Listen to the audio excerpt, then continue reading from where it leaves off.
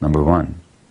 Number two, if you look at what the brain development of the child requires, I'm talking about the physiological development of key brain circuits to do with stress responses, emotional self-regulation, impulse control, attention, decision-making, picking up on social cues. Those essential brain circuits for their physiological development require the presence of non-stressed, emotion-available, attuned parenting caregivers. So what have you got in a society that destroys the village in a sense of the emotional attachments of children to many adults, that for the most part separates kids from their parents much of the time owing to economic pressures, that stresses the parents inordinately so that even when they're with their kids, they're very stressed and distracted. When 20% of women now suffer postpartum depression, where the maternity leave length for many women is 6 weeks, what can you expect in a society like that? You expect all kinds of dysfunction, maldevelopment, and behaviors that manifest severe emotional losses, which then typically we mistake for behavioral problems. But we're not talking about behavioral problems, we're talking about relationship problems between the child and the adult. And by making it a behavior issue, by trying to stop the behavior, we make the problem worse because we end up punishing these kids and attacking them and further eroding their relationship with us and their trust in us.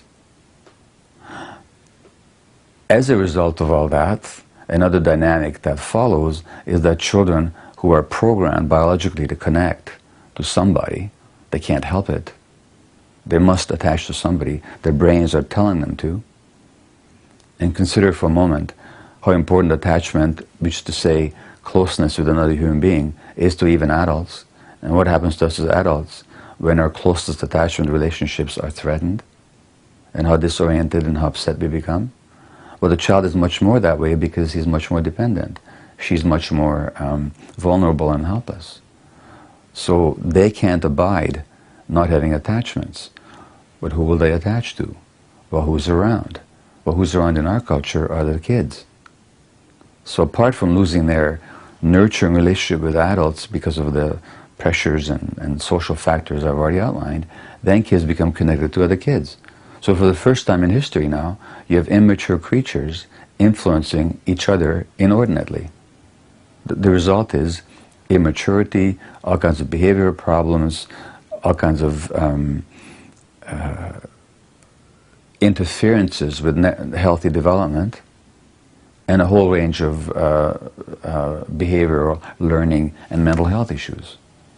So this is what I mean. The culture is meant to maintain our attachments and to give us a place where we actually belong and where we can be supported. That's the traditional role of culture. Nature can only program us to be attached and to be connected, but nature can't provide the culture. That's up to society to do that. Now what happens in a culture when the rate of change is so rapid we can't even adapt to it?